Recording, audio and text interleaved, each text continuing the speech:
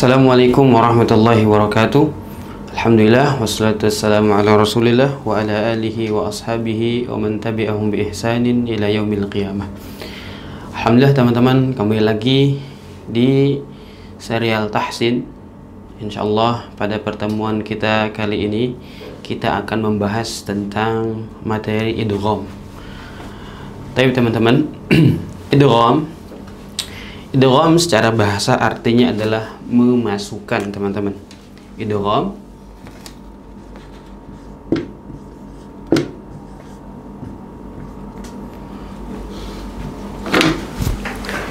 idgham secara bahasa adalah masukkan, teman-teman.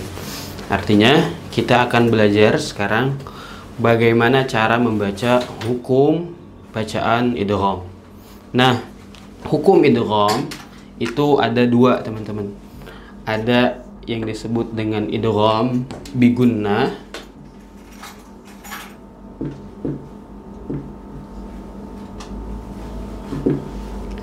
dan hukum idgham bila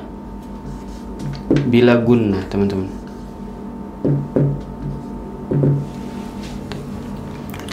Nah, idgham bigunnah, teman-teman, apa artinya? Idgham bigunnah adalah memasukkan bacaan huruf dengan ditambah dengan gunnah.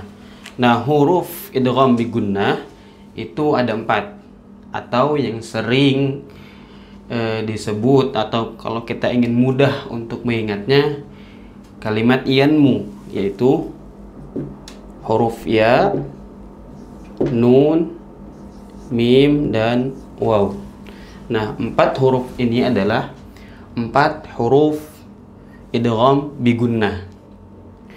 Contoh misalkan cara membacanya, misalkan ketika ada nun sukun atau tanwin, baik itu fathatain atau kasratain ataupun dhammatain, bertemu dengan salah satu dari 4 huruf ini, ya, nun, mim, waw. Contoh, misalkan ketika nun mati bertemu dengan huruf nun, misalkan min,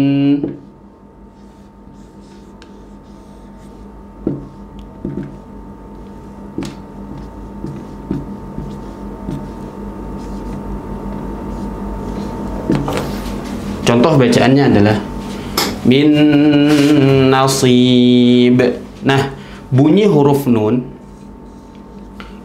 ketika nun mati bertemu dengan huruf nun, maka seolah-olah nun tersebut, nun sukun ini tidak terbaca, langsung dimasukkan ke huruf nun yang selanjutnya, dan seolah-olah huruf nun tersebut dia ada tasydid.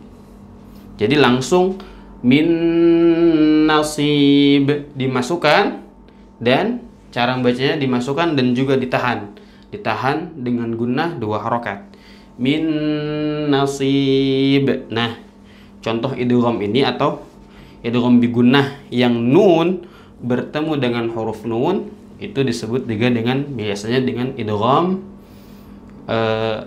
tam atau idgham kamil, teman-teman. Jadi bunyi huruf nunnya itu langsung dimasukkan, langsung dileburkan. Kemudian contoh lain, misalkan ketika nun mati bertemu dengan huruf waw, misalkan miu,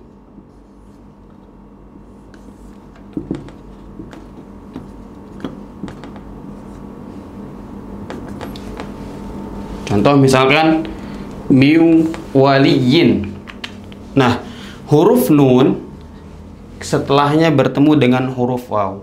Yang ini huruf waw merupakan huruf idgham bigunnah. Artinya berarti huruf nun ini seolah-olah tidak terbaca dan dimasukkan langsung ke huruf waw, dan wawnya seolah-olah di sini menjadi tasydid. Jadi miu, nah, dimasukkan dan juga ditahan. Kebanyakan kesalahan yang sering kali terjadi adalah dimasukkan tapi tidak ditahan. Contoh misalkan membacanya miwaliyu. Jadi langsung dimasukkan dan langsung dibaca tanpa ditambah dengan gunnah. Nah, adapun idgham yang seperti ini sering kali disebut dengan idgham naqis karena bunyi huruf nun memang dimasukkan tapi huruf nunnya masih seperti terbaca. Beda dengan min nasib. Miwaliyu. Jadi miwaliyu. Nah, jadi langsung dimasukkan ke dalam huruf waw.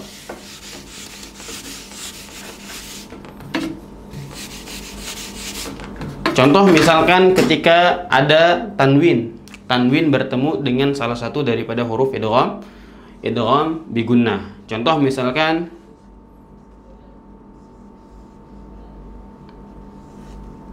pada kalimat amsyajin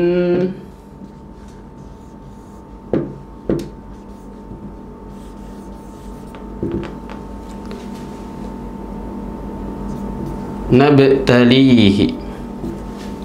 Ketika tanwin fathat kasratain bertemu dengan huruf nun.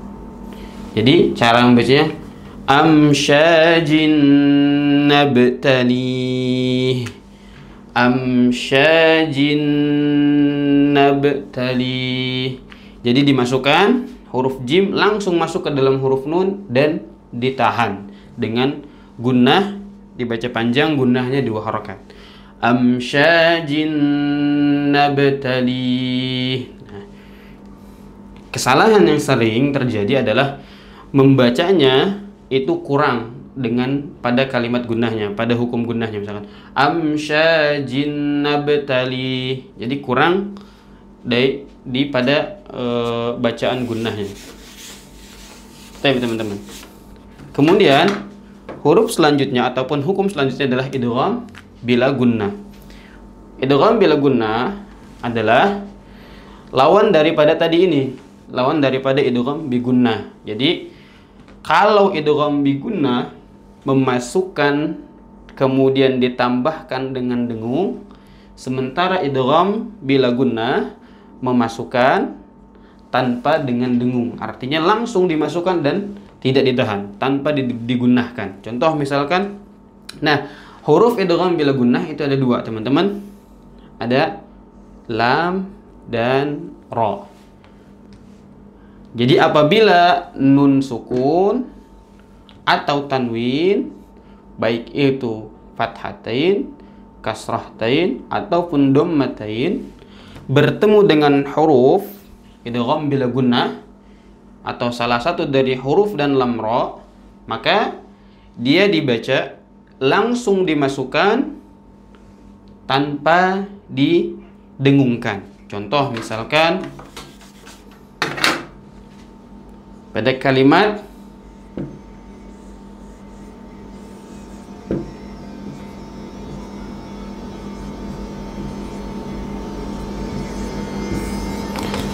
milladunhu. Jadi nun sukun bertemu dengan huruf lam. Huruf lam yang mana tadi merupakan salah satu huruf idgham bila gunnah. Jadi cara membacanya, nun ini langsung dihilangkan. Jadi dileburkan dan dimasukkan ke dalam lam. Mil. Tidak ada mil. Jadi langsung mil. Nah, ini juga disebut dengan idgham tam atau idgham kamil. Karena bunyi huruf nun itu hilang total, langsung dimasukkan ke dalam huruf lam. Nah, kesalahan yang sedang terjadi adalah di sini di idgham bila gunnah banyak sekali yang membaca idgham bila gunnah itu dengan gunnah, justru ditambah milladunhu. Nah, itu termasuk kesalahan yang sering terjadi atau yang sering kali kami dengar, memasukkan dengan ditambahkan dengung. Yang benar adalah milladunhu. Jadi langsung dimasukkan tanpa didengungkan. Kemudian misalkan contoh di huruf ra, misalkan pada kalimat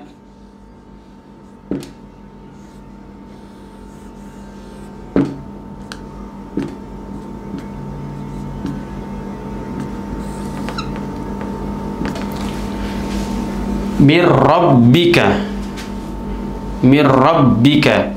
Ketika nun mati bertemu dengan huruf ra, maka huruf nun itu langsung dileburkan dan dimasukkan ke dalam huruf ra, seolah-olah huruf ra ini adalah huruf yang bertasydid. Jadi contoh bacaannya mir rabbika. Nah, kesalahan pula sering terjadi di contoh tersebut. Biasanya sering kali orang membaca dengan mir rabbika. Huruf ra yang dibaca dengan gunnah, kemudian banyak sekali tekanan pada huruf ra. Mir rabbika, mir rabbika. Nah, inilah teman-teman contoh ataupun hukum dalam bacaan idgham, ya, yang mana idgham secara bahasa adalah memasukkan. Artinya hukum huruf nun ataupun tanwin yang berada sebelum huruf-huruf ini nanti akan lebur dan akan dimasukkan ke dalam huruf setelahnya, yaitu huruf idgham. Huruf idgham bi gunnah ada 4, ya, nun, mim dan waw, dan huruf idgham bila gunnah ada 2, lam dan ra. Baik teman-teman.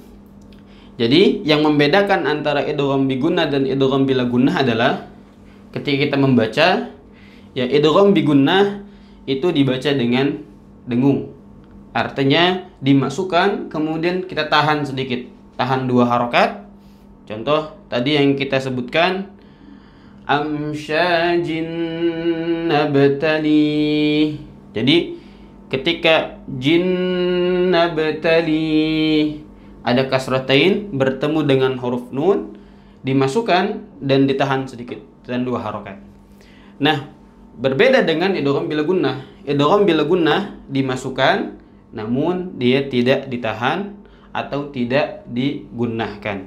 Jadi dimasukkan langsung ke dalam huruf tanpa dengan ditahan. Contoh di kalimat milladunhu. Jadi salah kalau kita baca milladunhu.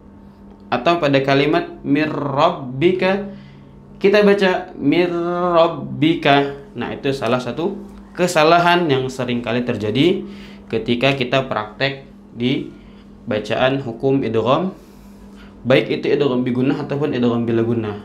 Atau idgham bi gunnah sebaliknya. Idgham bi gunnah dia baca dimasukkan tanpa dengan dengung, yaitu dengungnya kurang. Ya. Contoh kayak tadi miwaliyu tidak ditahan, miwaliyu wala nasir, atau min nasib tidak min nasib, tidak ditahan, tidak digunakan. Maka perlu diperhatikan kembali teman-teman ketika membaca atau mempraktekkan hukum idgham bi gunnah dan juga idgham bila gunnah. Idgham bi gunnah sekali lagi adalah idgham yang mana kita membaca dimasukkan hurufnya dan juga ditahan atau digunnahkan panjangnya 2 harokat, sementara idgham bila gunnah dimasukkan tanpa didengungkan, jadi langsung dibaca.